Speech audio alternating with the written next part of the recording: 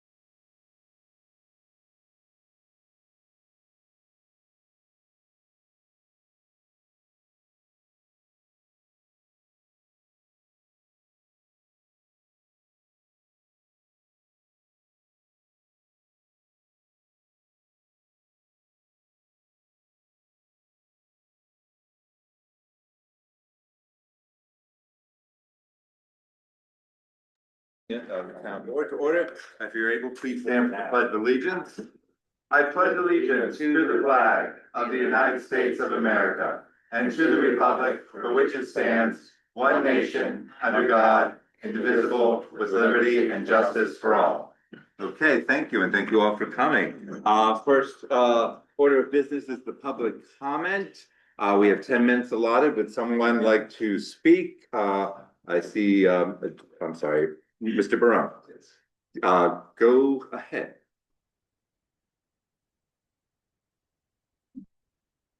Good evening. So my name is John Barone. I'm an attorney representing the Hillsdale Dirt Roads Association. This is an unincorporated association of residents in the town that are interested in the preservation of dirt roads. By our letter we submitted earlier today, we are raising some issues that we'd like the town board to further review and in doing so, we would ask that a decision on this issue is postponed. So briefly, I'd like to hit three issues. First, numerous residents are interested in keeping Hillsdale's roads unpaved, as you may know. We have seen in other towns in Columbia County this type of interest where towns have remained unpaved. We understand the town is also beginning a master plan review process. If the comprehensive plan is going to take in the wishes of the town residents, you would think that if there are enough residents that are interested in keeping some roads unpaved, that would be a part of that comprehensive plan review. That would be incorporated in the comprehensive plan. And, it would be nice to wait until that process to make a final decision on whether to pave some of the roads we're talking about tonight. Now, I understand that maybe sometime in the future, there is a concern about CHIPS funding. There are other issues in the town that are relevant for CHIPS funding at the moment. So you could still preserve that CHIPS funding if the town in the future does decide to go ahead with the paving after public input. That CHIPS funding would still be there. So I don't think that's a large concern for the town, and that could be pushed off. Second related, we are concerned about the lack of detail that generally has been provided to the residents of the town, to the public. The association that I represent is not saying that the town has purposely not disclosed information. What we are asking though is that the town board speak with the highway superintendent and ask for a more detailed plan to be. I'm gonna give you a 10-second warning, just in case other people want to speak. Oh, So, okay. Yeah, Are there- you're coming up on your 3 minutes. Okay, but can I have a couple more minutes? Well, it depends if others want to speak. Do others want to speak tonight? Yes. Okay, Okay, all so, right, I'll try and get through there. I'm sorry, you're at 3 minutes, so I'm gonna go to the next person. If we have time at the end, I'll. Okay, all right. Okay, Jay? Sure. I was here last month for the first meeting. I want to thank you guys on the board for serving, by the way, because I know this is a thankless task. You're all volunteers. Well, almost all of you are volunteers. And two of you, Nico and Bart, you knew the prior members, so you know well enough what you got yourselves into. So thank you for doing that. Democracy demands more than just voting from people who can do it. So thank you. At that meeting, Mike talked about the comprehensive plan and the grant for that. It was very exciting. In the newsletter, I think you did a great job of elucidating how important that is for the town, including the town people being involved in that process. Jamie, you wrote a lot in that as well in the newsletter that was very responsive to how the planning going forward could take in other things we haven't thought about in the past, and again, include a lot of community input. So I'm a little baffled by how a comprehensive plan doesn't include the town's largest resource, which is the roads, paved and unpaved. Every town resident, when they leave their house, pretty much goes on a town road. It takes up the vast majority of the town's budget. So this is a huge resource. It's also a huge asset, and it really ought to be part of the comprehensive plan and the planning for that. So I would ask you to pause the paving, approve Richie's budget. He does a great job. Go to Austerlitz if you want to see how roads aren't handled well in other towns. You've done a great job. You've done a great job this winter in clearing the snow. But in this case, let's pause the paving, put the roads into the comprehensive plan, and then make a decision with the entire town's input as part of a larger comprehensive look at all of the resources in town that include the town's roads, but also include the other things that a comprehensive plan would look at. Thank you. Thank you. Next, Mr. Flammable. Thank you. I rise to raise objections to the proposed paving. I submitted a letter to the board, encouraged the public to either reach out to town hall for it or ask me. In that letter, I identified two issues that I wanted the board to consider. One is the strategy. Second is a collection and analysis of facts. Regarding a strategy, we've never been given one. Right? This goes to the point that was just raised regarding the comprehensive plan. I think it would be helpful for us to get an articulation of public policy to understand where each of you stand and how you collectively work together towards a plan. The comprehensive plan would be a great way to do that. Right now, the highway department has a hammer and every dirt road is a nail. That is certainly appropriate for the highway department, but a strategic vision is within the purview of the board, and I urge you to develop one. Regarding analysis of the facts, I also urge the board to do your homework your constituents deserve. Simple set of questions. Have any of you recently walked the roads that are being proposed to be paved? Have you spoken with any of the residents on those roads? Did you ask about the history of road maintenance over the past 10 years for those roads? Have you consulted even informally with a road engineer? If so, did you ask them to quickly take 5 minutes to run the parameters through their software?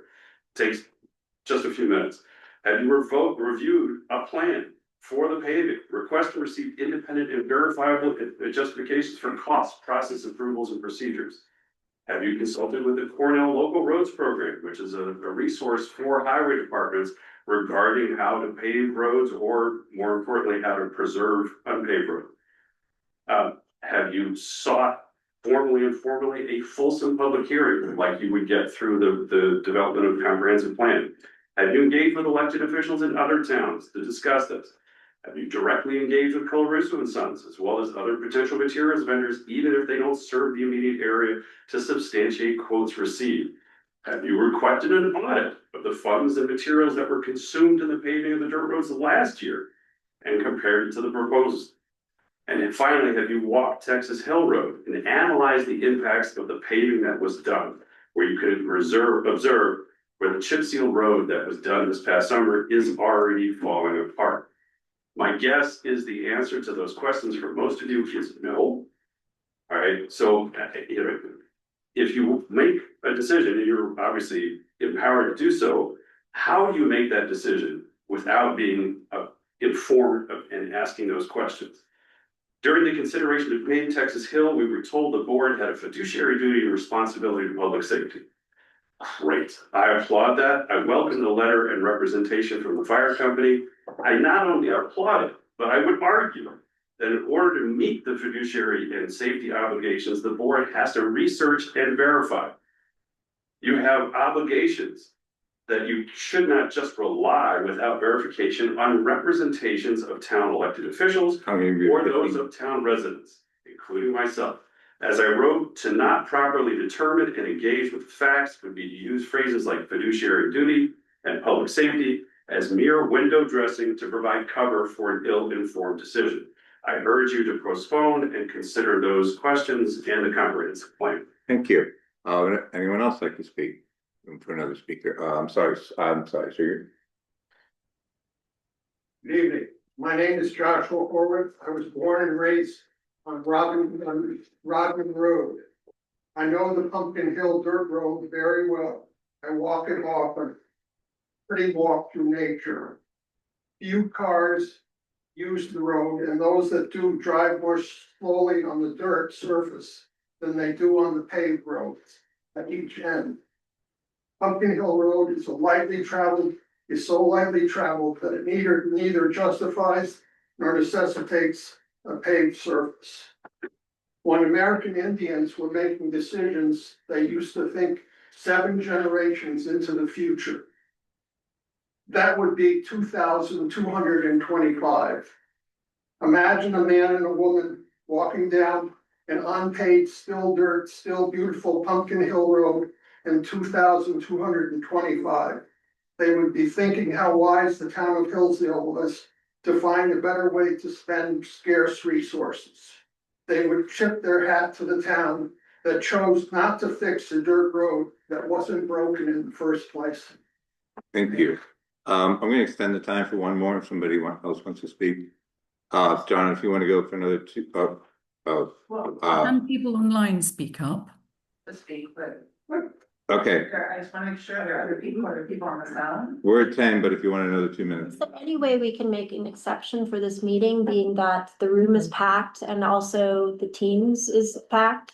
As we did a year ago. Yeah, as we did a year ago, Again, we have a lot of business to get through tonight, so I mean, I'm going, also, I'll make a motion. I think it's Make a in, motion. I think it's Make in, the motion. Mike, I think it's in the town board's. I want to make a motion to extend the time for the public comment. Can I get a second? I second that. Oh. I'm gonna vote no because we have a lot of work to get to. Maybe put a limit on what this extension is. How many minutes? Another 4 minutes. Yeah, I actually would like to hear from the council representing the member of the public. I think it's in the town board's best I've offered him interest. more time. I think it's in the town board's best interest to hear from council. Another 2 minutes, please.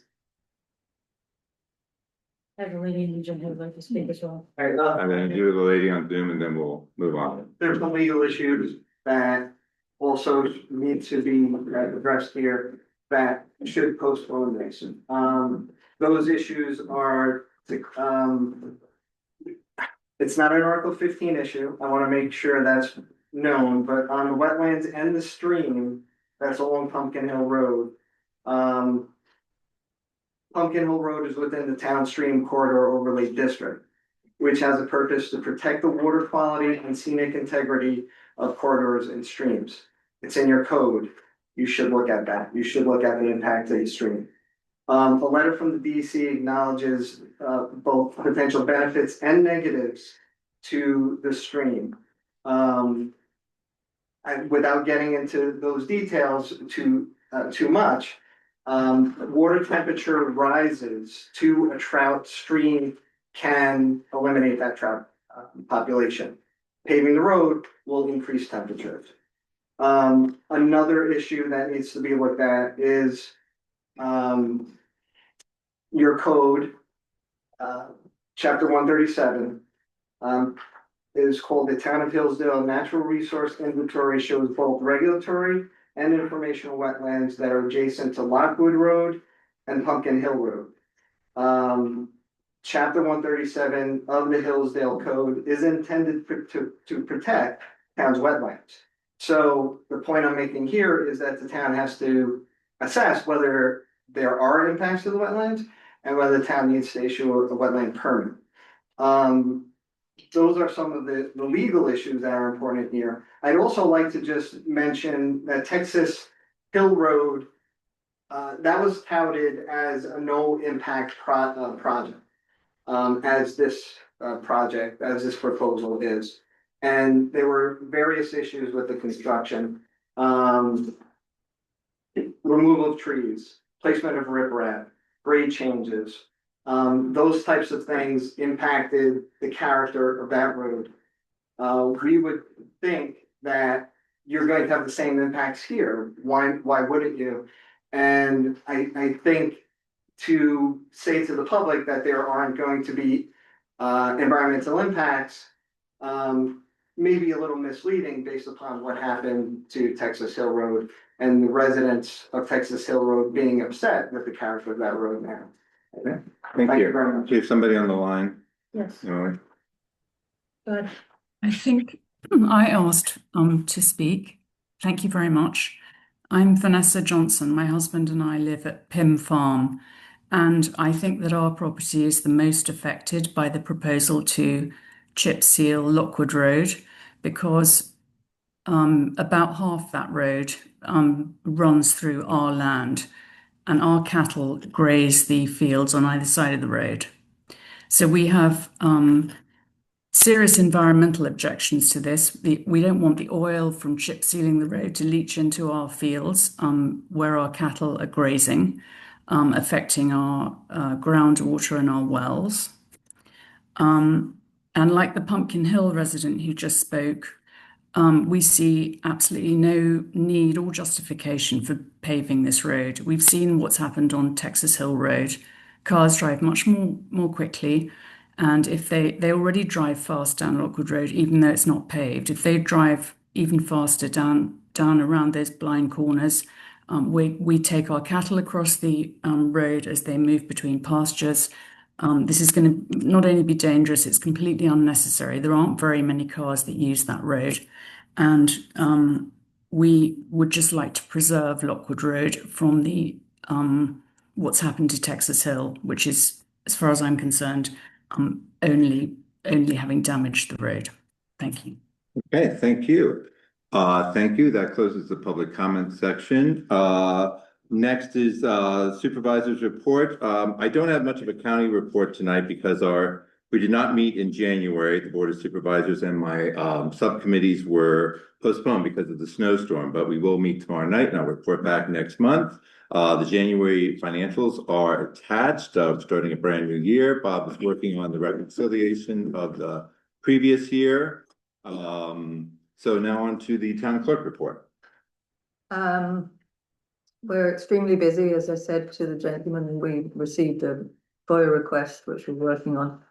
And based on that and other issues that have come up, I need to get a handle on it first, but I need to request more time for the deputy clerk and the assistant deputy clerk and myself to handle this workload. So I'll get back to you all at the next meeting. Okay, you are budgeted for that, so you did not use that budget last year, but you do have a. We're we have an running allotment. through it now with Ramona's catching up with E-code Okay, loading, so that's going to be depleted fairly quickly. okay, please keep us posted. Next up is the highway superintendent's report. Richard. So I turned in my report. Thank you. I know you've had some rough weeks. Given Our the job. occurrences this last weekend, I know as well, so thank you. Okay, so we'll go on to the 284. Yeah, well, I first need a resolution to approve the 2006 284 agreement. Can I get a motion, please? No, you can't do that yet. Oh, you can't do that yet? Well, should I make the motion first and then do the seeker? I mean, just to start discussion. You can start the discussion and we want, but you can go through that before you can. Yeah, before we vote. Yeah. Yeah, so everyone a second first, can I get a second? Nico, okay, so I'll open it up to Rich. Okay. So I have a short little speech about sealing the roads in our small little town of Hillsdale. And it's from their elected highway superintendent of 22 years and member of the highway department just shy of 80 years. All the conversation tonight is the same conversation of the past year. The repeat audio from basically the same audience of last year. Please look into the audience and see the same voices of opposition of road improvements. Hear the same reasoning, even though I have discussed at great length the positives of chip sealing. All that we hear or read is the negative. Now, board, please look into the audience and see what is not there. Hear what is not being said out loud tonight. There is a large group of our constituents that are not here in the audience, are not writing emails to our neighbors and signing letters to the editor. These are the residents that call us, they text us, and they stop us in public and tell us how much they appreciate the improvements of chip sealing our roads. That the roads that they travel are much nicer, smoother, calmer. All while keeping the rural characteristics of our community. Tonight, before you vote on the 284, please look into the audience and see the members of our community that are not present, of fear of retaliation. Remember the conversation they had with you in support of chip sealing roads in private, and remember the reason they did not sign a letter. Remember the reason they did not write something on social media. But most of all, remember what they said. The majority of your constituents are in favor of chip sealing and of loose gravel roads. Please approve the 284 this evening so I can continue the road improvements that I was elected to do. Thank you. Thank you. We're going to move on to a seeker. Yeah, we're doing that again. It probably is not required here. We talked about in most places, the consensus is kind of road maintenance or resourcing an existing road. It hasn't been subject to do it as a being extra cautious about it. We've gone ahead and done a seeker here. So Okay, May I ask, when was this link or when was this agenda item added? yesterday at 6 p.m. Oh. Sorry. But it's the same as last year. So it's actually been, Of course. of course. Okay, so does anybody have, and do we need to go through this one by one, or if we post it, we can ask for any objections? I think we can ask the town board if they have any. Okay, it's posted. Does anyone on the town board have objections to any of the answers posted? Yes. Okay, please. Is the proposed action consistent with the predominant Can you character? just give the number? I'm sorry. Number 6, Okay. is the proposed action consistent with the predominant character of the existing built or natural landscape? No. Okay. Is anyone else at the town board? Is the number 5, is the proposed action A, permitted use under the zoning regulations be consistent with the adopted comprehensive plan? I would say no, as we went through last year, but I would also say that private counsel just raised this issue to us, and perhaps we should take time to review that attorney's statements in more detail and together with our counsel prior to approving this or giving a negative declaration. I Whatever we're did, doing. first, sorry, I couldn't find a place to park, so I'm sorry I missed the first 2 minutes of the meeting, so I didn't hear the beginning, but I did read the letter. And one of the issues I know was this section 137. But this is not included within the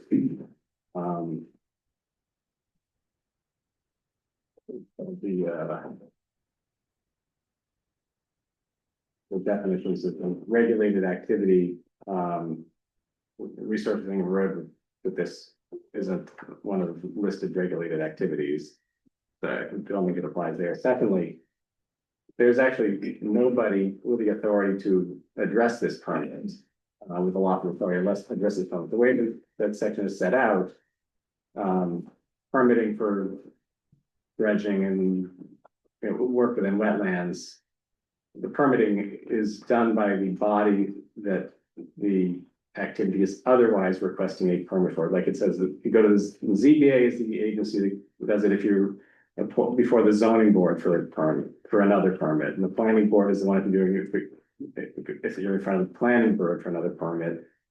And there's a catch-all at the end that refers to the town engineer. But there is no lawful way that the town can delegate to a private person permitting authority over its own governmental actions. So this is a 50-year law. I don't know what they were thinking when they did that, but there isn't actually anybody within the law that has any lawful authority over the permitting process, over the town's own governmental activities. So I don't find the applicability of that in this case. Okay, Jamie? The applicability of the comprehensive I plan? know 137. Okay. Continue, please. Yeah, so just because the agenda is so new, so fresh here. So the letter from Bill Buteau, DC, so that was. That was posted today. Does anyone know why he CC'd our town on a private correspondence with? That's DEC policy. I don't know. You have to ask them. Yeah, I think it flies in the face of DEC. Can we get back to the figure, please? So, I just wonder, are we using this letter? Like, is this admissible? We're using this letter? I think it would certainly sway my opinion. Can you continue on to seeker, please? Go ahead, that's all I have to say. Okay, Thank does you. anybody else on the board agree with any of these objections? Okay, so I make a motion to approve section 1, or motion to approve section 1. Okay, and all I'm any abstaining. abstaining. Okay, thank you. On to section 2. We have 11 questions here to answer. Okay, will the proposed action create a material conflict with an adopted land use or zoning regulations? I'm going to say no or small impact. It's not subject to zoning regulations. Will the proposed action result in a change in the use or intensity of the land? No or small impact. Will the proposed action impair the character or quality of the existing community? I'm going to say no or small impact. Mike, Yes. what are you reading from? I'm sorry, it's the standard short The short environmental form, yeah, the standard form, I believe you. Is that yeah. posted? It's a It's, standard blank form. It's a standard blank form. There's nothing on it until we. actually- Yeah. yeah, so we're reading it to the record. Right, but this wasn't included in the public It's document. it's a standard form, it's in Okay, the but public the realm. last time we reviewed this, The one that was last year, filled out. I raised the same concern. Okay, So it would have been nice if Jamie. the public could see this form. they can see it, Maybe members of the public are not familiar with this process. And maybe they would have liked to review this form. then it's available online. So okay, number 4, will the proposed action have an impact on environmental characteristics that cause the establishment of the critical environmental area? No or small impact. Will the proposed action cause an increase in the use of energy and it fails to, will the proposed action cause an increase in the use of energy and it fails to incorporate reasonably available energy conservation or renewable energy opportunities? Again, no or small impact. Will the proposed action impact existing public-private water supplies? No or small impact. Public-private wastewater treatment facilities? No or small impact.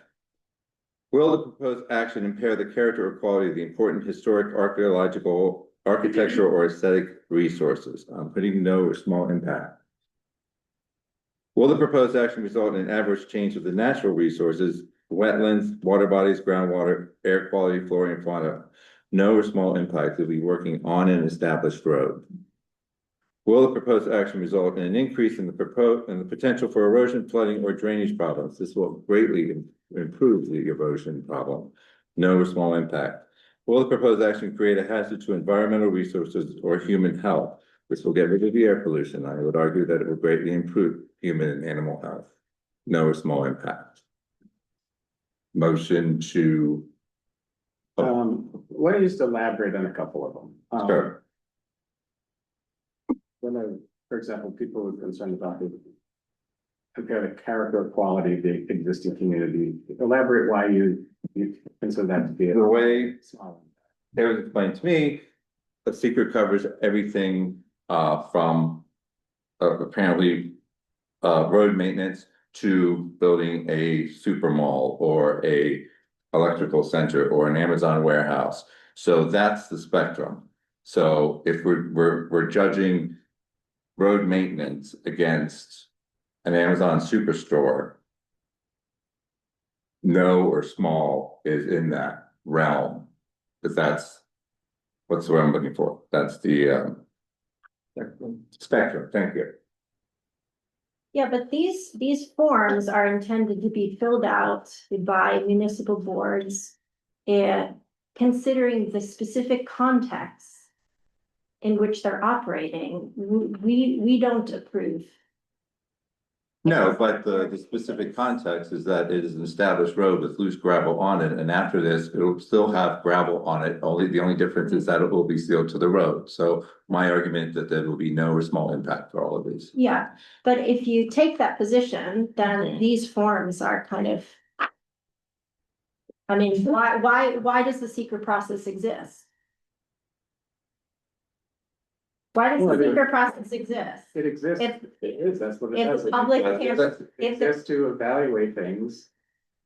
And you're right, in their context, Right, but so in There a is- very rural community, right, a paved road through a very rural location with very low traffic. May have larger impacts than what you're describing, And right? disagree. Relevant to the Amazon warehouse. Thank you. Well, Motion, there is a spectrum. I mean, don't have to go to an Amazon, but I mean, you do have to look at the totality of it and. Yeah.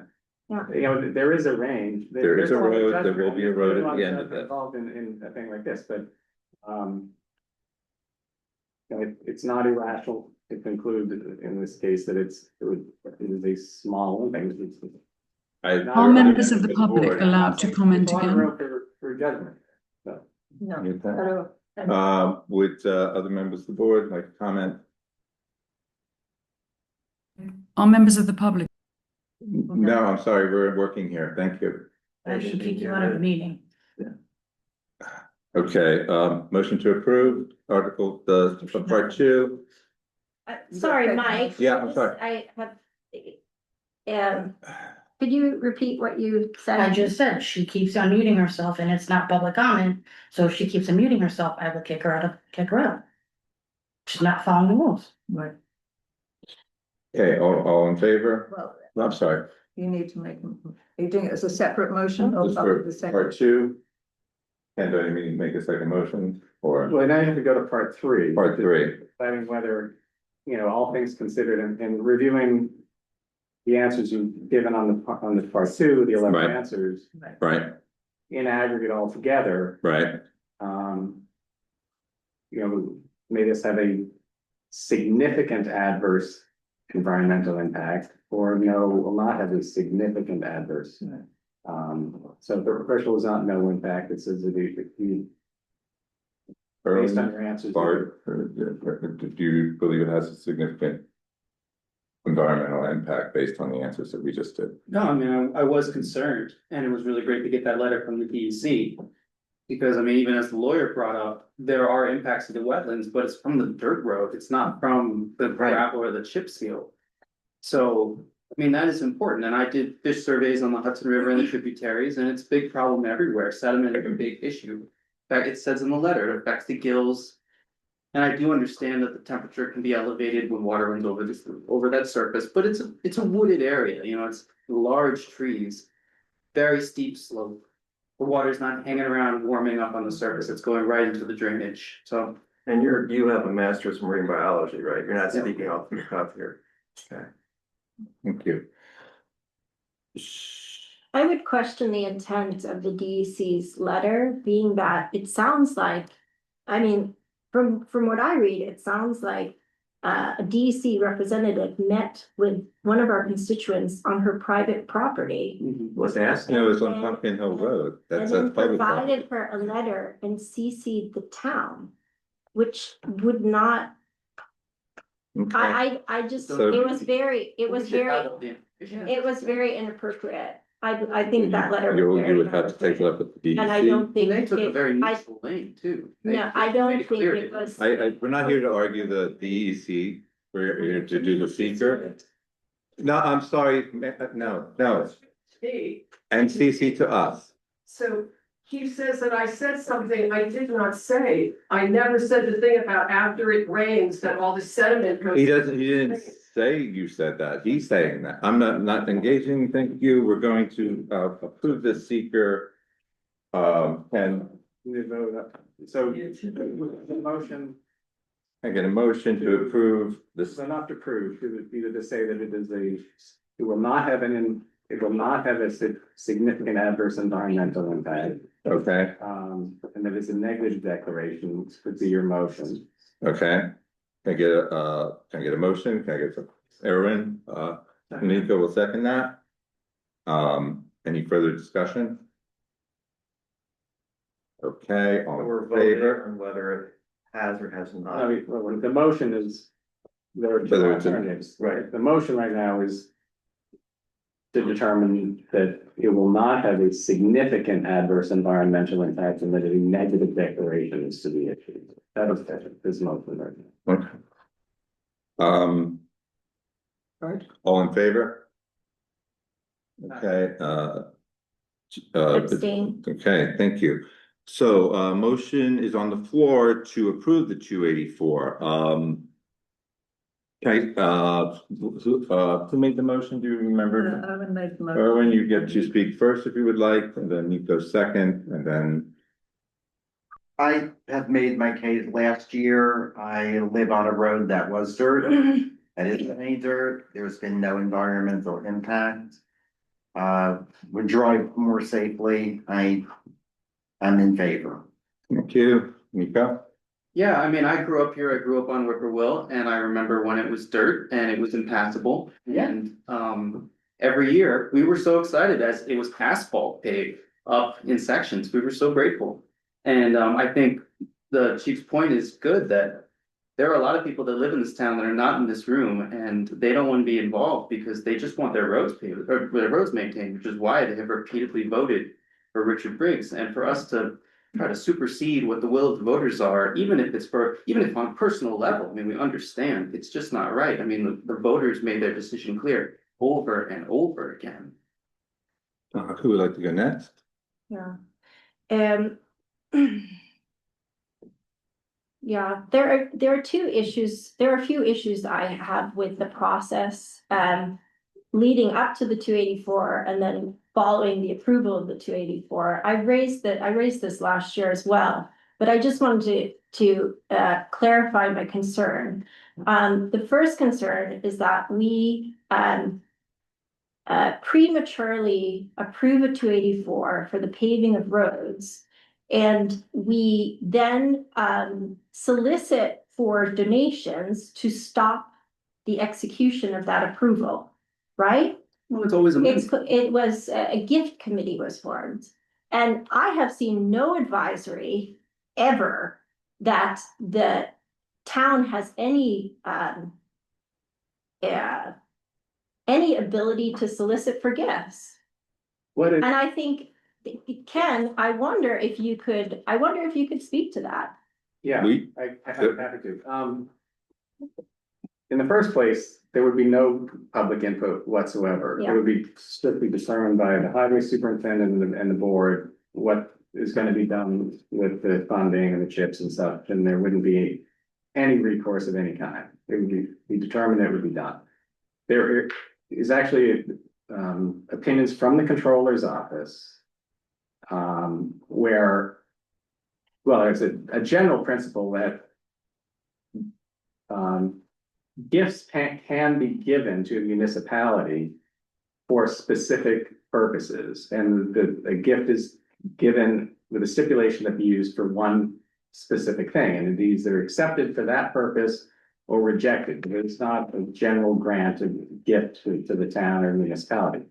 And so that's the general principle, is that people can give directed gifts for specific purposes. There's a specific opinion from the controller's office where it was accepted and acceptable for a property owner to give a gift to the town for the money for the specific purpose of working on and maintaining a road in front of that person's property. So they did look into this before doing it last year, and because I was skeptical of the concept of it, I admit it seemed odd, but there actually is authority on it from the controller's office, allowing that kind of thing where someone gave the town gift for the specific purpose of maintaining and working on the road. Right, but the key word is solicitation, because I would argue that having a gift committee, having a formal gift committee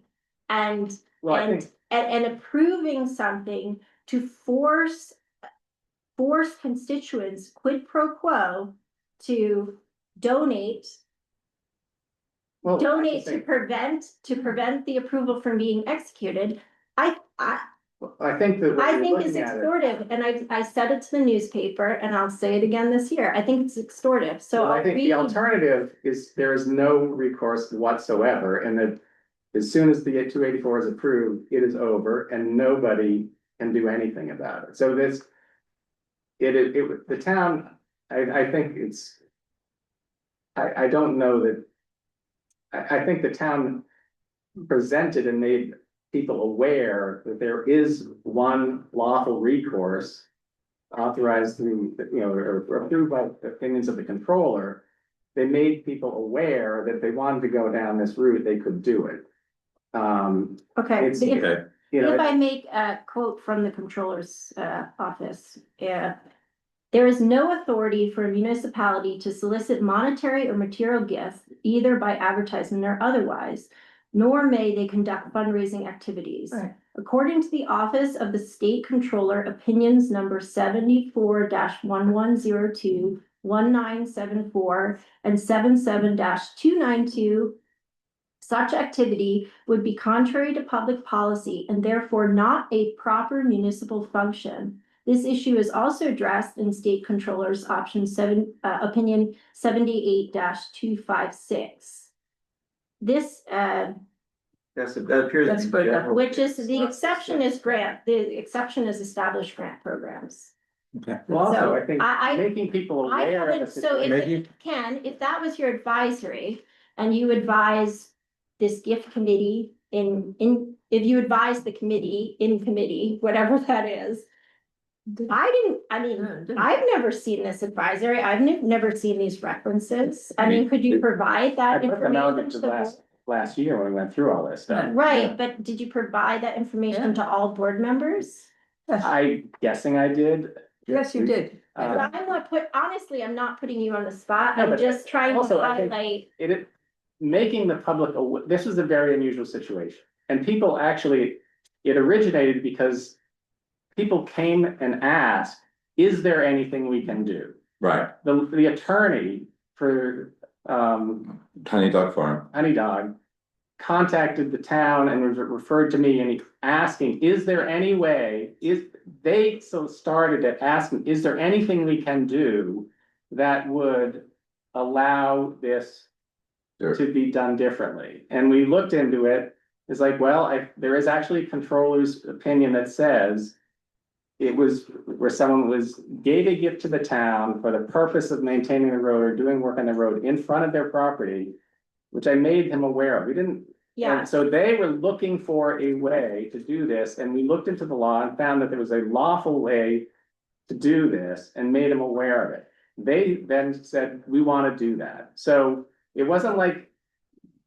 Okay, so I get to I my don't really second. consider that solicitation. Yeah, and I think they had no other choice, right? Because the 284 would be approved. That's right. Right, okay. And without that option. Okay, So the This would second, be just, over right now. right, so the second, So I would say it was an attempt to accommodate someone so that they had some recourse as opposed to saying, we found a lawful way to find a possible recourse. Otherwise, there was no recourse at all. so the second, you received an email from me. Jamie, I'm sorry, you're at your 3 minutes, it's more like 6 minutes, but you'll have a chance to speak when the other town board members have had a chance to speak, okay? Thank you, Bart, you're up next. All I'm gonna say is that there are some very good reasons for chip sealing, and one of the ones that concerns me is wise use of taxpayer money. And I've done a bit of research, and I think it cannot be disputed that maintaining a chip seal road over a certain period of time is less expensive than maintaining a gravel road. You can argue over the actual amounts, but everything I've seen says it is. And we have to be careful with how we spend our taxpayer money, We sit around and talk about this, 10% of this town is below the poverty line. There are people here who are struggling to pay their heating bills this winter. So I think we should look at ways to cut down the ongoing cost of our main budget item, which is road maintenance. Thank you. I would like to speak now. So I was elected to represent all 1,800 residents of Hillsdale. As such, I need to examine the realities in the year 2026 in Hillsdale. Climate change is real. I worked on the FEMA mitigation hazard plan, and loose gravel roads are not practical for the weather we will face. The reality of loose gravel roads and 2-ton fire trucks are not conducive to rapid responses. I do not support putting a pause on the safety of our first responders. It's just something funny. Yeah, your framing of the argument is specious. Oh, I'm sorry, safety of our first responders is funny to you. No. Okay, duly noted. The fact that the state, that the New York, Do not the mischaracterize. fact is that the New York State Department of Environmental Conservation Wildlife staff reviewed this project and confirmed that there would be no negative impact to any threatened or endangered wildlife species. Now we have real data on usage. Everyone's talking about these roads aren't used. But in tonight's packet, you'll find the building permits for not only Pumpkin Hill Road, but Texas Hill Road. And you'll find massive additions to homes, massive construction projects that involve 30-ton cement trucks, lumber delivery, transportation of carpenters, electricians, plumbers, and landscapers. Also, you'll find roof replacements, which requires 2.5 tons of shingles, both in and out on the average job. And then, just for good measure, I pulled the logging permits with both roads making money off of logging. Is there anything worse than on any type of road than logging? The reality is that these loose gravel roads cannot handle the cement trucks for these additions and all these improvements on these homes. And it's really, really unfair to ask the average Hillsdale taxpayer to make that up. We are Hillsdale, and we are aptly named. Being located at the foot of the Taconic Mountains, we are proposing proper care for Pumpkin Hill Road after greatly improving the traction on White Hill Road, Wolf Hill Road, Texas Hill Road, Hereford Hills Road, Richard Hill Road, and Stone Hill Road. The reality is the topography of our town is not opportune for loose gravel roads. And the reality is, look what you're asking me to do. You're asking me to discount the opinion of a almost 4-decade veteran who has done nothing but keep this town in good condition and safe. Of all the things we've been able to accomplish over these past 2 years, excuse me, my mouth is dry. The thing I am most proud of is that we've been able to establish a relationship with our highway department based on mutual respect. And believe me, that was not always the case, because I believe that's what's best for Hillsdale, is when our highway department, our sewer district would be probably $200,000 in debt if it were not for our highway department. And that's because of the relationship we have now forged. So Richard Briggs knows every inch of the 70.09 miles of our town maintained roads. He was chosen by Hillsdale voters to make these decisions. He was chosen 5 times. So, one last thing, we're not paving the road, we're chip sealing the road. But based on the realities of the ground, I will be voting yes on this 284. Next, Nico, you Irvin's first. We'll go around again. Go around again. Oh, again, Yeah, if you want, you don't have to.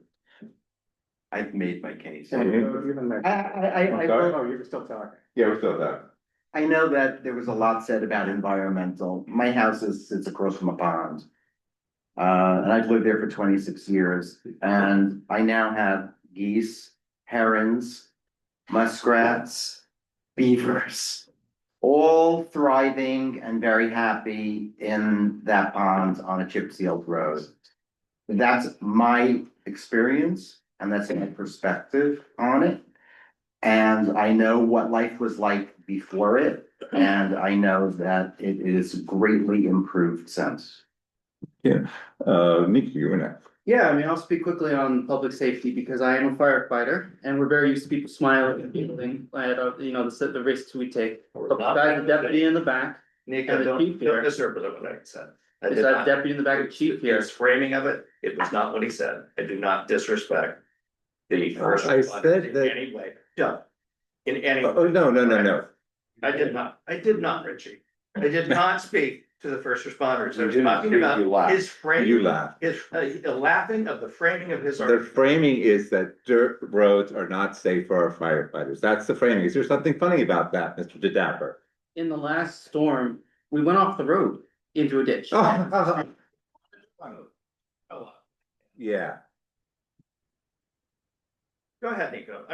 We went off the road in a fire truck responding to an alarm activation. There's no doubt. And I mean, I walked that road today with Patty. It's very scary. It's got big drop offs and grip is a big deal. And the weight of those trucks is tremendous. And you guys have to think selfishly for yourselves. We're trying to get to you to help you. And the chief has been also, or the highway superintendent has also been chief for a long time. We don't live in the world of it's not going to happen to us. We know it happens to everybody in our community every year. And it is not only firefighters and the ambulance and everything else, but all the essential workers that we cared so much about during the COVID times. My wife is a hospice nurse, and in that snowstorm, the whole hospice team is trying to get to people in their homes who are in 10 out of 10 pain. And I know everybody likes to take a nice walk, and so do I. But it's the days that are not a perfect bluebird day sky that we need to be ready for. Because yeah, you may be just trying to make your way home. And it's we need to do as a community, we need to do everything we can to keep the roads safe. And having experienced that myself, it's very real. Thank you, Jamie. So, Bart, you spoke about costs, but I think it's been raised many times last year and since last year's review that the cost models presented were completely unsubstantiated. We actually have this information. We have abstracts. We receive abstracts every 2 weeks. Superintendent Briggs is really good at submitting them. He's done this for many, many years. We have the information. We can actually make these cost analyses if we really wanted to, but we haven't done it. Well, let me tell you what I've done in research. Jamie's 3 minutes, so. Oh, I'm sorry. Yeah, so I think that's quite obvious, and I raised this issue to you last month, and I hope you will consider sitting down with me and really understanding why those costs are unsubstantiated. The second thing is I was asked at the last regular board meeting by my board to do some research, some legal research, and to present other options for residents on dirt roads, what they can do to prevent their road from being paved. I sent this information to the town attorney and my fellow town board members. I asked that these items be added to the agenda. I thought it was relevant to review these items prior to approval or disapproval of the 284. And it looks like I have been effectively disqualified from the agenda.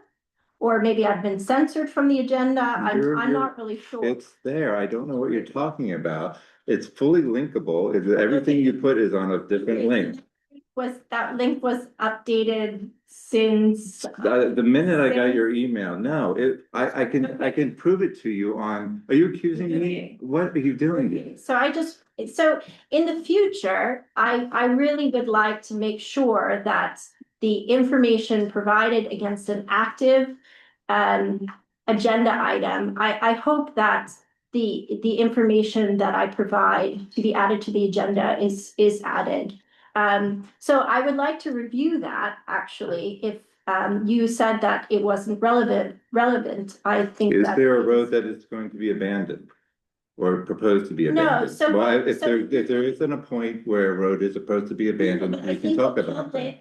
The public should know that this option exists, because the only option the public have now is this kind of quid pro quo Right. extortive Okay, you're at 3 minutes. methodology. And I think You're at that, your 3 minutes, and we can do that at the next meeting, since this can be No. amended. I can address. I think it's- Go ahead.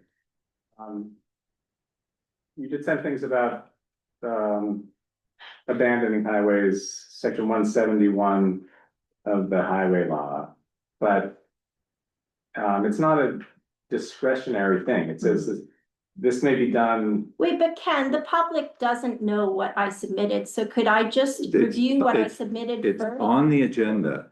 It's readily available with one Did the click. town board members review it? I did. Yes. Okay. And Bart commented. Yeah, I mean, the prerequisite is that Yeah. the road But you must can- have become useless. And that, I mean, that's what the statute says. This is already- Which has become useless since it's laid out. The Cornell Local Roads Program describing it said, note that to use this procedure, both the town and the property owners must be in agreement to condition the right of way, and it must be undisputed that the right of way is now useless. It can't be done for a road that's actually in use. So, Note that that it's not that the road is useless, it's that the right of way is useless. And that can be that there's, if you looked at the third item I sent, there was a webinar by the general counsel for the Association of Towns. And she actually outlines like how you might review what is useless. I actually, So that you low, said, low traffic roads are considered useless under this definition, for this definition. I was at the Association of Towns at the highway seminar. We asked a specific question. The road has to be completely abandoned for 6 years. Yeah, So, you- just for the No, record, the other stuff. That's abandonment, That's abandonment. 270. This is discontinuing dedicated streets and highways. There are two It's a statutes. It's One a of them different says- statute. go ahead, Ken. This is 171-2, or section 2. Right. That's Highway Law 205. Right, and and to read, I'll read it, says such town superintendent may also, upon written application and with the written consent of the town board, make an order laying out or altering a highway or discontinuing a highway which has become useless since it was laid out. That is the statute. And so.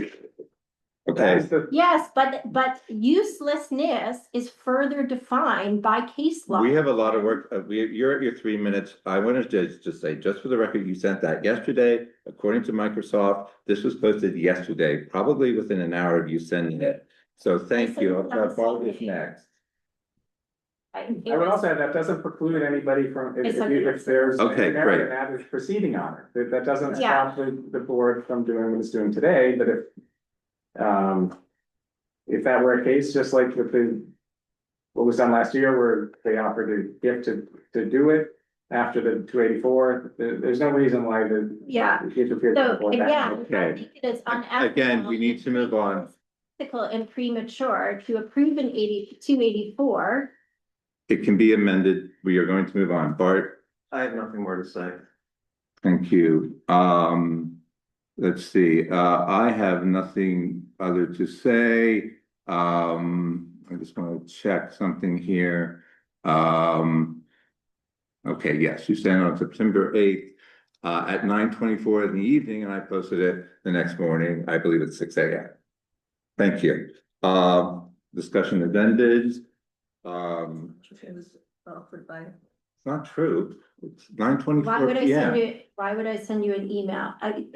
Why would- I'm not, this is like kindergarten. It is, but it's 9:24 p.m. I'm sorry, okay, all in favor? What are we voting? We are voting on the approval of the 284. All against? Thank you, the motion has passed. Inadequate review. Ramina, let me just do a roll call and a vote, just to. Okay, Okay, Owen Feld, Yeah. Bart Ziegler, Yes. Nico Hernandez, Yes. Jamie Carano Nordenstrom, No. Based on Mike inadequate Dvorak. review. Mike Dvorak. yes, Thank you. thank you, the motion passes. Next we have a motion to approve the renewal of the enhanced police services. We have a deputy representing Jackie Salvatore. Jackie Salvatore cannot be here tonight. I invited her. She has a family obligation. I'm not sure how much you'll be able to help, but I do want you to relay this to Jackie and to next meeting. Okay, so a motion to approve the enhanced police services agreement. Erwin, can I get a second? Nico, discussion, please.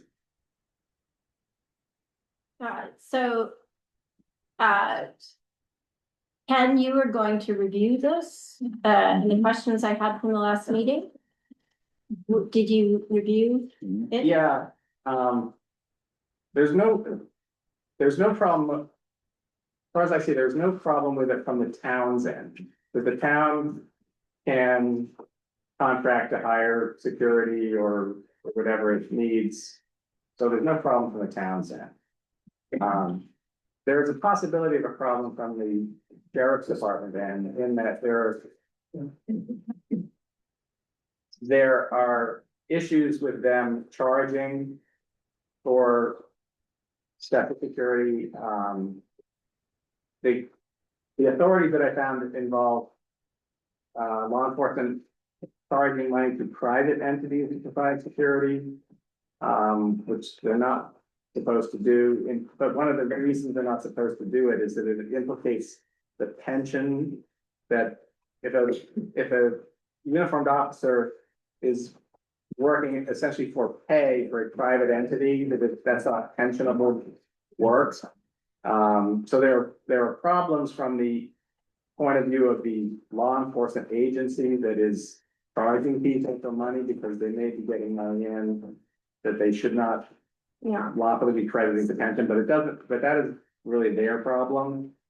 So Mike, this was updated, the pronouns were updated? Yes, so- That's the main issue I had Yes, with it. there is- No, she. Yes, I will make sure that I talk to our new sheriff, and she will make sure that happens. But she thanks you for that. I made sure to thank you for that. The other, the other thing I raised was just, I was concerned in the current environment. I agree. That, to really prevent politicization of the police force. Right. I think that's very important, and as a Democrat, I will always raise that Okay. issue. But I also, see issue with, the supervisor alone. It says here, Supervisor. the supervisor and the sheriff shall meet from time to time Mhm. on reasonable notice to discuss the number of days, times, and hours of, quote, enhanced police needed to meet the needs of the town. Mhm. I really don't think that the supervisor alone should have this authority. I think it should be the town board's authority. Okay, I don't think this should be, I also think that it would make sense. Sorry, and that whatever these needs are discussed in a public forum. absolutely. So here's the deal. I did the town supervisor, this is for enhanced services, enhanced paid services. The town supervisor has no budgetary authority. So if I wanted to pay the police to do something, normally, quite honestly, I'll say, General Knox, we're expecting a big crowd. Can you please patrol State Route 22? They're on it. There's usually no payment. I'm not sure why the court is exempted. If it's the flea market, it's the same thing, that they provide enhanced services as part of the county taxes that we pay. I've not had a chance to talk to I have 2 calls out to the county attorney and asking why the court service is exempted from that. I'm expecting that it's a budgetary concern, where the deputies are expected to be at a particular place at a particular time. But that would be my safeguard, and that there's why we did budget for enhanced security in the court. There is no budgetary outlay for any other police services. But I agree with you. I think that needs to be clarified. I think that, I mean, it's like, Okay, then it's like, there's a reason why there's a sheriff, and that the sheriff is also not the mayor. I agree Right? 100%. So, I will I talk, think that this needs to be clarified, and I think, Sheriff Salvatore should understand this very well as a good Democrat. and she does not cooperate with ICE or anything like that. So, unfortunately, this was approved by the Board of Supervisors. This is the agreement that's in place. It is up, and I do want to make sure that our court is protected in March, so I'm gonna recommend that we sign it, and I would talk to the county attorney and ask him why it was phrased this way, and maybe for next year we can get better wording. But you're right, the board does have to authorize any expenditure for it. So, because the Yeah. supervisor doesn't have any, he can talk to them. Yeah, I mean, I don't, Ultimately, you have the authority to decide how much. my concern isn't that Mike's gonna go out and spend money on the police force all over Hillsdale. That's not really my concern. My concern is the precedent that this sets for every other town who's just rubber stamping this document and not actually reading what it says and understanding how it relates to politics Okay. and, you know, what's happening and what's wrong. Agreed, but I'm going to call the vote because we do have other things to get to. Any other board members have any comments? Okay, all in favor? Hernandez, Dvorak, Ziegler, Bell, all against? I'm abstaining. Abstain. Okay, thank you. But thank you for bringing those concerns. The second, deputy, we are up for renewal for the substation. I did contact, I think it's Rebecca in your office, about the price being wrong. They failed to add the CPI, the built-in CPI. Fortunately, you said you don't spend a lot of time in the substation, so I can't really go to you to ask what, we generally ask, what are your needs there? I know it looks like 1972 in there with the paneling, but I will talk to Jackie directly to see if there's anything we can do. All right, but thank you for coming as a representative of the police force. Can I get a motion to approve the, and the other thing, there is a provision, well, let me get a motion and then I can talk, sorry. Can I get a motion? Bart, can I get a second? Nico, continuing, there is a provision that we can revise this on a yearly basis. And I do think it's important that we do. Jamie, you brought up the cleaning service. It was in the lease, it was removed from the lease, and just codify what is included and what is not in this fee. Maybe do a cost analysis of, what it costs to run the substation. Obviously, we love having you there, but I think the other issue is that the county budget goes, it's a yearly budget, but they set the budget in October, much like we do. So the lease budget has been set. I know they're running a little tight, so I don't want to make any drastic changes in the lease for this year, but review it at the budget season next year. But I didn't submit any red line to this. No, but in the past, you brought up in the abstracts how the cleaning, Paying yeah, for the cleaning of the police Yeah, station. right. We've been paying for it for years. Yeah, but it was in the original lease, but whatever, it got dropped, so I would just like to clarify that. Yeah. So, but that's one of the things, so, motion to approve? I mean, all in favor of approving, sorry. Okay, all against? Abstain, Jamie? Abstain. Okay, thank you. All right, we have a special guest, Nate. Hi, Nate. I guess we should review our conflict or previous association.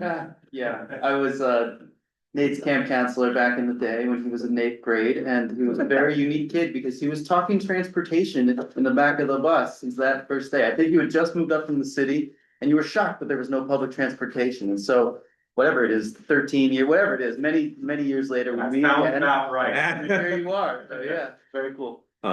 Great, so yeah, he called out of the blue and somehow Renee Gibson got involved and got the Safe at Home, and so it's a very exciting prospect, so I'm gonna hand it over to you. Oh, actually, can I get a motion to approve the resolution supporting a public transportation pilot program? Nico, okay, so I'm gonna turn it over to you, Tate. And Erwin, sorry. Sure, thank you. Hello, it's nice to meet you all. You as well. I provided a short, presentation type of PowerPoint to Mike, which, hopefully you have a copy of. Extra copies here, anyone Yes, wants sir. to follow along. If you're interested. Yeah, so, thank you. Essentially, my name is Tate Coleman. I'm the Director of Public Transportation for the town of Great Barrington, Massachusetts. And so, in Great Barrington, we operate a 7-town public transit service called the South County Connector. It provides on-demand, shared ride, affordable transportation services to residents, especially seniors and persons with disabilities, but also workforce riders and other members of the public as well. So the general idea here is thinking about how that service can be, it meets a very important need in our communities, and thinking about how it could be helpful for for Hillsdale to join the 7-town service. So that's the general idea. Thanks. So just a little bit about my background. You know, my early interest in public transit. But so I worked and volunteered for the town of Great Barrington, Massachusetts, the Berkshire Regional Planning Commission, the Berkshire Regional Transit Authority for over 8 years now. And so I studied regional planning and civil engineering at the University of Massachusetts Amherst. So I graduated in 2024 with master's degrees in both. I was a U.S. Department of Transportation Dwight D. Eisenhower Fellow, which is a graduate transportation fellowship. For those, there are a handful of them given each year to graduate students in public transit, doing some research on the quality of life impacts of rural public transit. And so I served after essentially creating this 7-town transit system that came out of a major need in southern Berkshire County communities. I helped create this and served as the transit program director for the town of Great Barrington from 2022 to 2025. And so since November 2025, I'm now the director of public transportation for the town of Great Barrington. So I also kind of oversee the transit system in a more big picture way, which is very exciting. So just a little overview of what the South County Connector currently is and provides. So it started on May 1st, 2023 as a 1-year pilot service with 3 communities. I don't know how familiar you are with southern Berkshire County necessarily, but Great Barrington, Egremont, and Stockbridge were the initial 3 communities. It began as a pilot service, to sort of assess the impact and the need in these areas for this service. And so, needless to say, there was a huge demand and a huge interest in this type of service. In these 3 communities, it's since grown to a successful permanent transit system that serves 7 different communities in southern Berkshire County, about 250 square miles, with all sorts of different, like, smaller programs within the service that provide, like, for example, we through an annual grant from the Berkshire Chronic Community Foundation, we provide unlimited free rides for all veterans in our service area. We also provide Sunday and evening service. Our service operates Monday through Sunday, 6 a.m. to 9 p.m. So this is really an expansive, not only are you getting folks to church on Sundays, for example, and to work, but also home, in the evenings as well, as opposed to the pre-existing more limited city bus service that makes a couple stops in Great Barrington on its way up and down the county in Berkshire County. And so we actually provided over 25,000 rides last fiscal year, which is July 2024 to June 2025. And so, that's a real impact. This really grew from something, an idea to something that's been, had a really major impact on folks' lives. And it is operated currently as the transit department of the town of Great Barrington, Massachusetts, with intermunicipal agreements with all the other communities. So in 2024, as part of my regional planning master's thesis. I conducted a travel diary study as a case study within these communities. So really, essentially in exchange for a 10-trip ticket, provided or had riders provide like, a week's worth of where they're going and, how they're getting there essentially. And then basically trying to understand how this service interacts in their daily lives for the riders that currently serve. So 75% of those participants were age 55 plus. Transit was used most frequently for work, medical, and shopping. And then I think kind of a really important piece of information that came out of this that's really relevant in rural communities, or in our rural communities is, out of the social recreational trips, the only mode that was like the only way that people got around, these riders got around for social recreational trips was this transit service that hadn't existed 2 years ago. And 70% of those responses, they said those trips wouldn't happen without this transportation service. And so just thinking about the impact on quality of life for rural residents and seniors and persons with disabilities in particular, but also those who may have a 1-car household or 0-car household. We also did a rider survey in 2024. 48% of the folks who responded, which was about 1 in 3 riders, they said that they switched to using this service, the South County Connector, as their primary way to get around. And the main driver for these folks was, less reliance on family and friends, which was noted a lot as kind of an unreliable way to get around, as your one way to get around. And so that was really, important to note. And more than half of those riders reported using the service at least weekly. I mean, this is used throughout folks' daily lives. So just wanted to mention that. So turning to, and we also have some like rider stories on our website, like the faces of the South County Connector. So you're welcome to, the website is socoride.org, and always feel free to go and take a look at those if you're interested. But it kind of gives you an idea of what the service is and what it provides. So as we've been serving these 7 communities in southern Berkshire County, one of the questions that naturally came up was, there is so much more need, but where is that need potentially? And so I'll share that we had an experience a 1.5 years ago or so with some folks who were going to Canaan, Connecticut, which borders Sheffield, Massachusetts, one of the towns in our service area.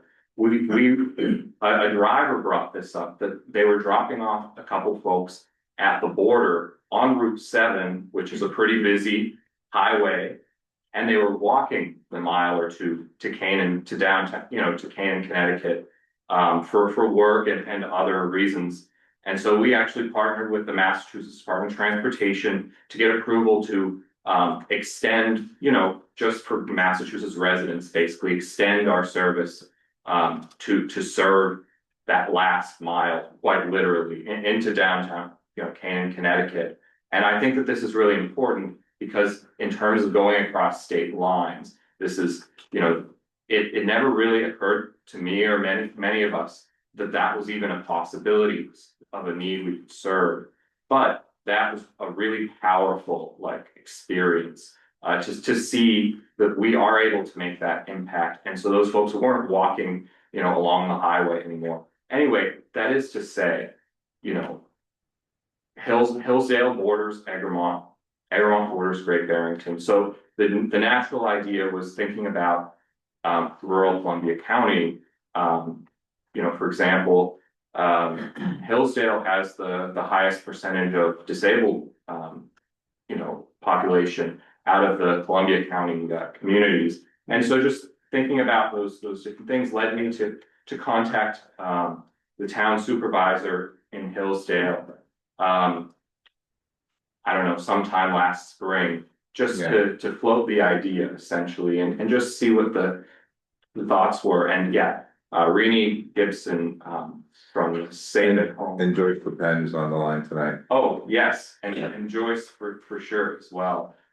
They have, you know, they joined the conversation, but it was just really interesting because there's very little transportation here. I know I've talked with Nico about some of the, you know, the senior specific transportations currently offered, which is great, but it doesn't meet the whole need. And so anyway, the general idea was, let's look at what this might, you know, how this might come about, or what really is the need in Hillsdale. So I worked with Mike and Joyce and Rini to sort of design. I just provided the needs assessment survey that we had used in Southern Berkshire County when we were initially looking at this concept. And they adapted it to Hillsdale and you know, sent out a survey to Hillsdale residents and others, you know, to get an understanding of how they might want to use the service or interact with it. So there were 251 total respondents.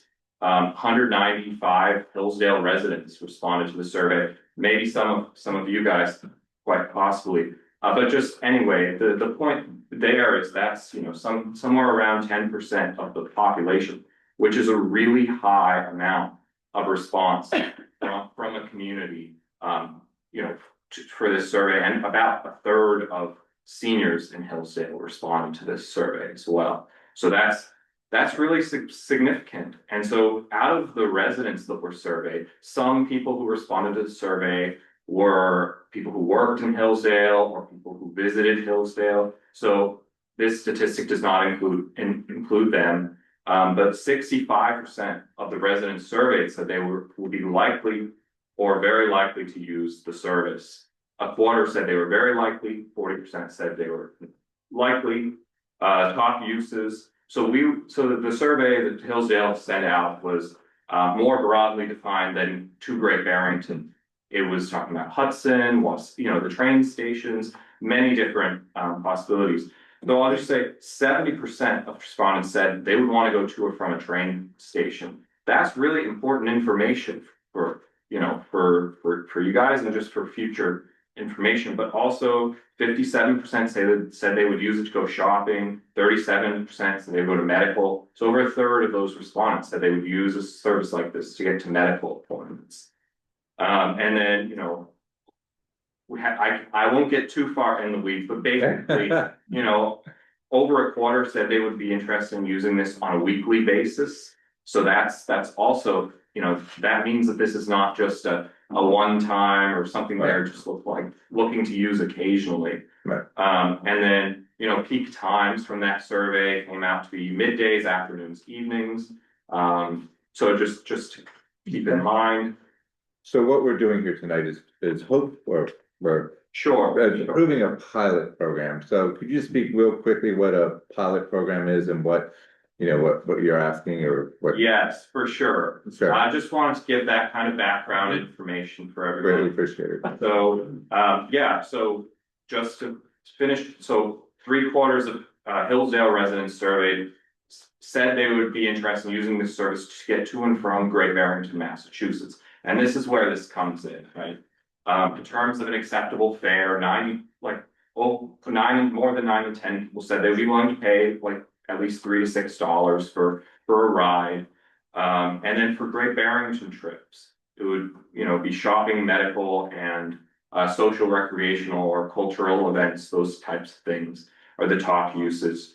So in terms of a potential pilot design, what this would look like is operating hours in Hillsdale. So with my background in transportation planning, you know, kind of looked at the data and looked at what we currently offer to the 7 communities that we currently serve. And, you know, basically the general service that we're looking at proposing as a pilot for a year is operating 7 days a week, 7 a.m. to 8 p.m. You know, little reduced service on federal holidays, but $3 in-town fare. So if you're going within Hillsdale, $6 multi-town fares. That would connect to other services with the Berkshire Regional Transit Authority in case someone was looking to go further. And also the Peter Pan bus lines in Great Barrington. The estimated ridership based on the data that we reviewed would be 700 to 1,500 rides in the first year of a pilot service. And that's very dependent on, the reimbursement funding stream approval from New York State DOT, advertising promotions, the ability to pool rides together at the same time. All those kinds of things will really influence how many riders you can serve. Okay. But that's the general pilot design. So Thank you. We have a resolution, based on your estimation, and yes, this is chicken and egg because the pilot program will really give us the hard numbers, but your estimation, is about $20,000. Now, we do have a grant that's due this week that Joyce is applying for. I've had very, very preliminary conversations with a representative from the Rhinestrom. Senator Hinchy was very excited about this because this is one of her main goals, is to create a transportation system in Columbia County. And there are other foundations. So worst comes to worst, we would say we get no funding, no grants whatsoever, which I think is, as I said, highly unlikely. The board would then have to go back and decide what threshold of funding we would be willing to do. And the other option would be to cut back the pilot program, although we wouldn't get as good of a data, or maybe we just do it for half a year.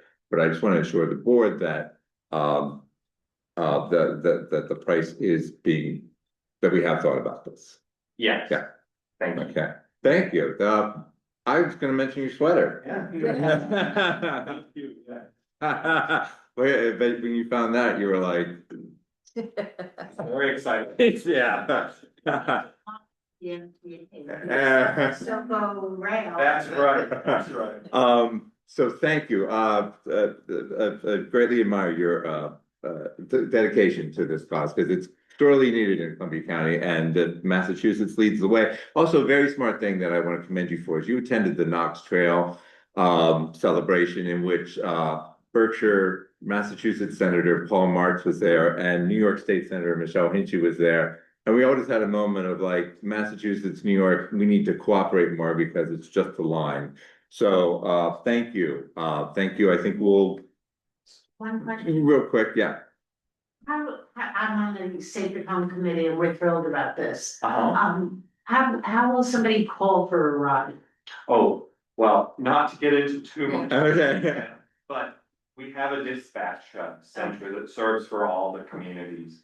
And Great. they're very friendly dispatch. Would anybody, Nico, please. Yeah, I mean, so I've been an employer here in Hillsdale, and I know that this was the Safe at Home Committee, and so the results may be biased towards the more senior population, but there are a lot of working people who don't have rides, and I would either have to go pick them up, or they would have to pay an expensive taxi to get to work, and then they would have to pay an expensive taxi to go to the bank to deposit their check. That cycle of poverty that I think this is really great in addressing, and I want you to be successful. So my question is, how are you gonna advertise this so that people know, not just ones who are on the Safe at Home Committee, email chain? 100%. I agree with you on that.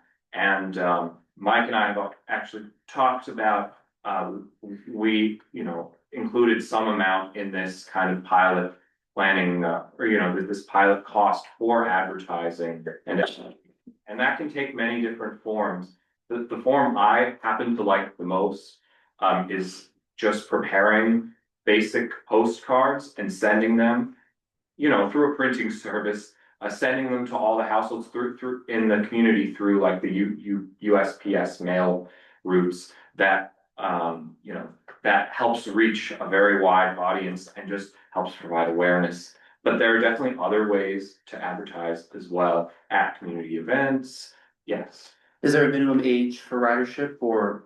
Oh, sure. The current policy for the service is can't ride if you're under 13 unaccompanied. Just Cause that's, and there are a lot of young people who are semi-trapped as I was as a kid here, you know, Yeah. without a car and can't drive and all that, so, yes, but the 13 and up. Yeah. Okay. Sorry, Erwin King? Yeah, I just wanted to speak to the climate spark. Oh, yes, please. That's Jamie okay. actually had a really good, Yeah.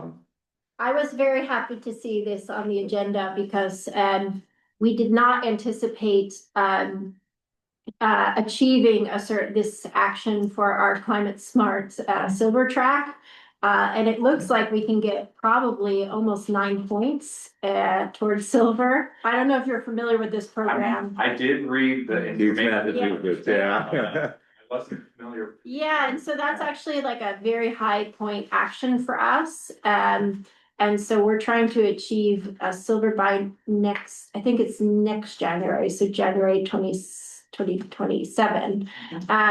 So perhaps it's worth another conversation.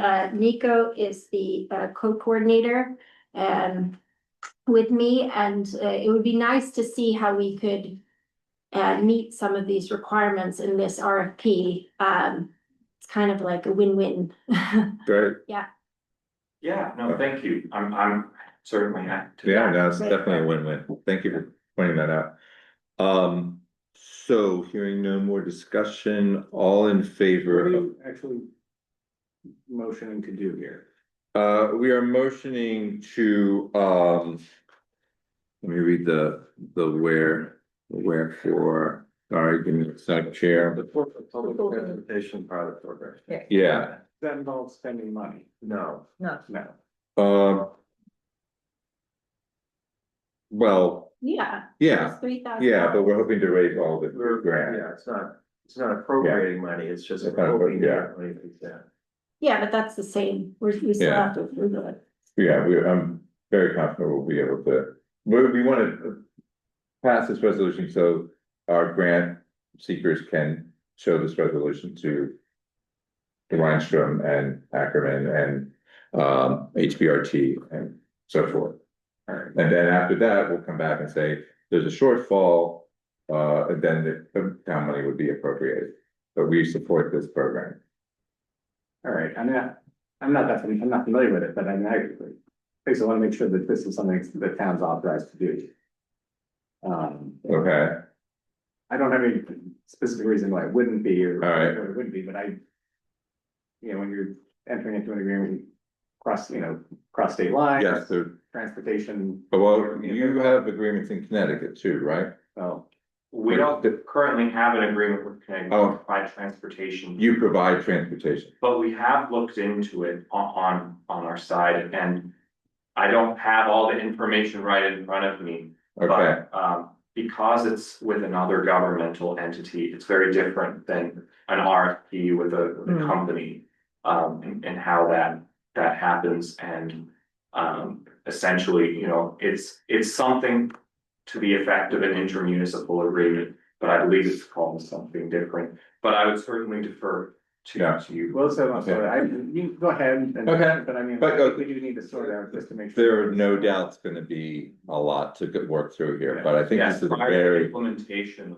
yes. Yeah. I think this is of the risk reward here, the reward is pretty amazing, and, we will definitely do it right.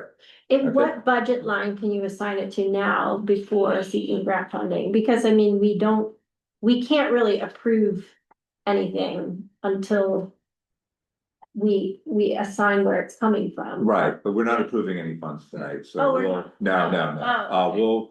We're gonna go out to these grants and then say there's a shortfall, or I don't think there will be a shortfall from the feedback that I got. Yeah, and the amount is, 20,000, Joyce is going out for 5,000, and we'll approve, and then there's Rhinestrom, Ackerman. Senator I'm Hinchy, sure it will. be good. yeah, I'm sure too. Okay. So all in favor?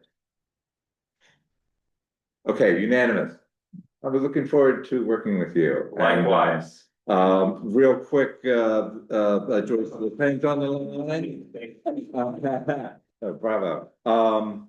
The motion to approve the Safe at Home Committee applying for a Columbia County Berkshire Taconic Foundation grant in the amount of $5,155,000 for the transportation project and $2,205 for their coffee hour. Can I get a motion, please? Erwin, can I get a second? Can I get a second? Nico, any discussion on the grant? All in favor? We have unanimous. Okay, thank you. Yeah, thank you, Patty, for coming. I'll get you a ride. Okay, resolution to approve the revised short-term rental application. This basically incorporates, get a motion. Can I get a motion? Nico, Erwin. This basically incorporates the new 800 number, and the new fee. This has been vetted by, or it's been proposed by Ramona and Craig Norton of the zoning board. Does anybody have any comments on the? Yeah, is this for retroactive permits? Starting January 1st. So all new permits. All new permits, yeah. Yeah. All in favor? Unanimous, thank you. Okay, moving on to the Hamlet Park resolution to approve the drawing. It's a preliminary drawing of the west side of the park for band shell placement, fast charger placement, and plantings on the north and west borders of the park. Can I get a motion, please? Erwin, second part. This is necessary for CPL to take this to the next step. He didn't want to place the fast chargers somewhere, then have us, and then deal with NYSEG, and then have the town board say, well, we don't like them there. So just wanted to get the feedback. He did place them. If you look at the map, there is drainage that he had to avoid. We did put it in the north parking lot. I believe George thinks it might be easier to get the electric from there, but that's without fully investigating it. He has not started that process. I'll definitely keep you posted, as I'm sure there are grants to pay for the installation. In fact, but he didn't leave his number, called about. We have $100,000. Yeah, but that's for I think that's just for the two chargers and not the installation, but there's lots of money for installation if we need it. Right. But anyway, do you have any thoughts on the placement of the chargers since you're? Yeah, I mean, as I raised before, it's not really the process prescribed by the state. It really requires us to coordinate with an actual installer, because in the process, the installer is who contacts a NYSEG and the New York State Power Authority to determine the in order best location. So I think this is fine, but I would say Amy Davidson is in the audience. She helped work to secure this grant with me. So we both, it was a heavy lift. It's level 1 chargers are actually hard to figure out. Yeah. I think it's in the best interest to keep Amy and I involved in the communications with the consultant. I asked for those communications, and there hasn't been any in terms of. Well, I mean, even in the communications creating this plan. He submitted an initial drawing. I got on the phone and said, this looks good, just put the parking behind the, so that's all that's happened. I think in regards to this very preliminary until NYSEG says, yes. So it's your response that you won't include me on communication. Oh, I will, absolutely, yeah. It just literally, it was one drawing, one quick revision and via the phone. But I would appreciate that. I'm not usually included on communications, and in this case, we really do have to be involved. Yeah, well, I understand, it's now infrastructure, but absolutely. Yeah, okay, so motion to approve, all in favor? Yeah, I have one more question. Yeah. And did they review, it seems like the road that is being built is where the Hamlet Park plan actually placed the drainage. There is drainage, which is why it's gravel, and it's DOT easement drainage. DOT easement. Okay, so this, sorry, I don't see the detail, but this is, there's what? Comes down off 23 and then off So drainage is part of this plan? No, it's existing drainage. Those dash lines show the pipes that are underground already. Yeah, That's what's draining the former problem we had with rainwater stopping up for parking. yeah, so it comes down off of 23, and then takes a sharp It goes flat. on the left. Yeah, it goes. And Is then that like a French drain construction? No, there's a huge culvert and a huge pipe at the end of Maple here. And Richie put this in. No, it was before my time, but. Oh, okay, but it's Put in the new part that Tom this is where the human waste would flow. It comes down off the hill. DOT has culverts along the highway, which they drain out to Plum Two. There's a seasonal, there used to be a seasonal going through Dan Levy's property, a seasonal stream that comes underneath the road. And when it goes into a culvert that they built when they put in the sidewalks, and then it runs down the side of the park, goes across the bottom, across the. And they're All the catch basins from 23 down. Right. Into that. Into pipe. that. Yes, so it's a lot of water, and if you're on Maple Street here during a storm, it's yeah. It's a water problem. Yeah, okay, Jamie, okay, unanimous, thank you. The next is to authorize the bidding process for the purchase and construction of a band shell in Hillsdale Park. Can I get a motion, please? Erwin and then Bart, any further discussion? All in favor? Aye. Unanimous, thank you. The next is to approve Earth Day tree planting application to be signed by the town supervisor. This will happen on April 11th or 18th, I believe, with the coordinates to be determined. Can I get a motion, please? Nico? Erwin? Jamie, you want to speak to this at all? Yeah, this is actually a county climate task force, climate smart task force initiative. And it's a continuation of a tree planting or riparian planting that has been done and cared for many years by members of the CAC, and then continued as part of our more recent tradition through the River Keepers Sweep at that location. So, all in favor? Unanimous. Okay, the next is the comprehensive plan, and I put this on the agenda to get the conversation started. I know this is a big McGilla, but if we can get a motion to establish a comprehensive plan committee, Nico and Erwin. We can punt this, we can, discuss.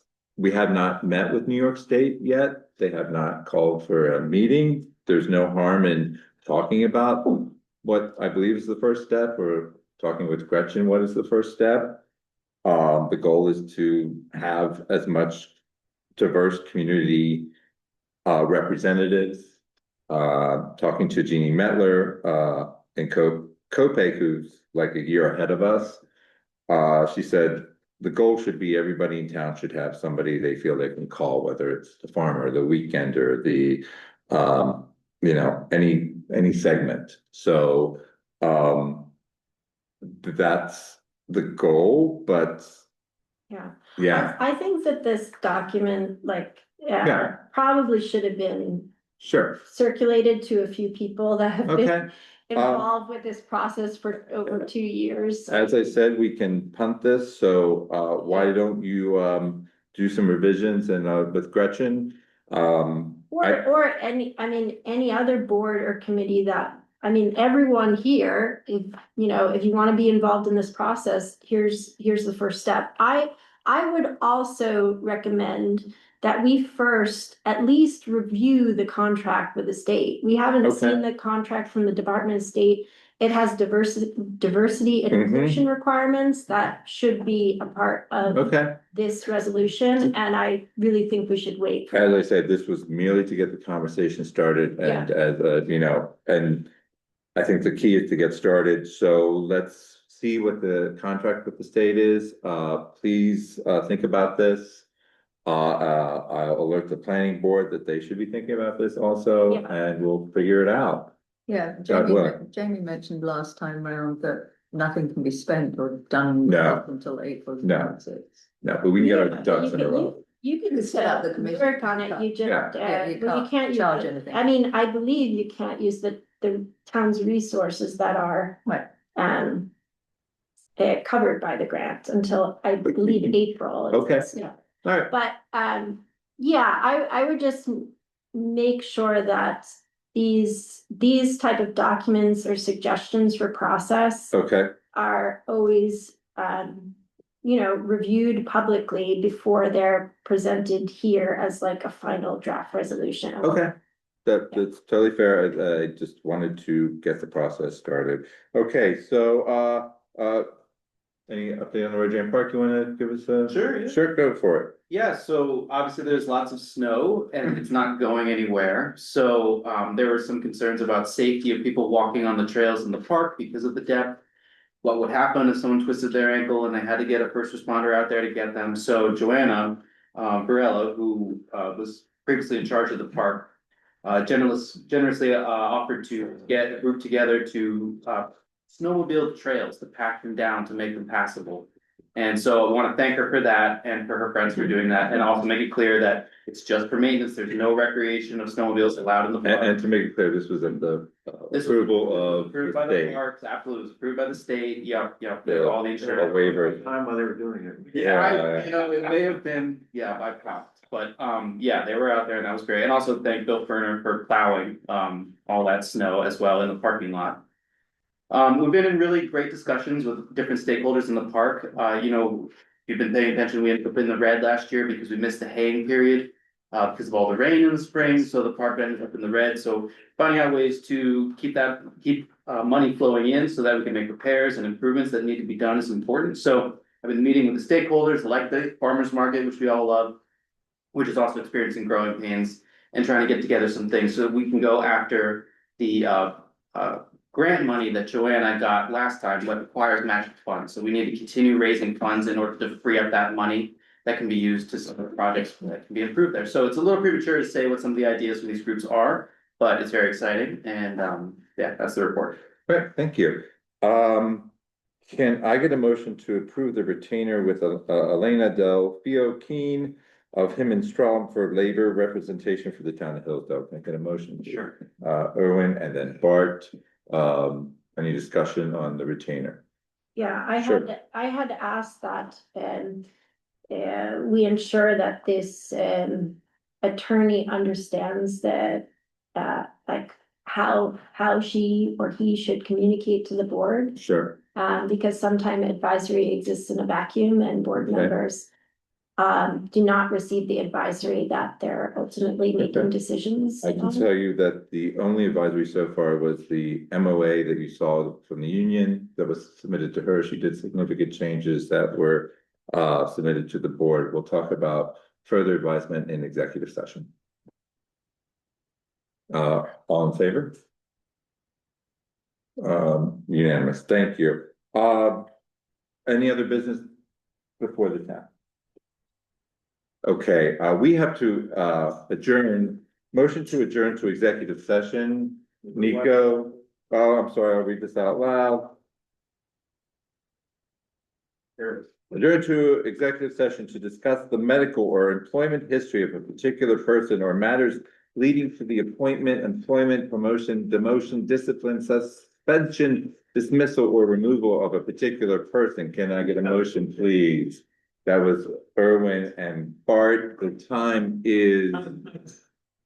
Motion to include Richard Briggs, Highway Superintendent, and Steve Tiger, Deputy and HR. The time is 8:49. Should I get a first and a second there? Okay, all in favor, please? All in favor of okay, thank you. Okay. Yeah, End the meeting and let him. okay. Thank you. Good to see you. Good to see you. Okay.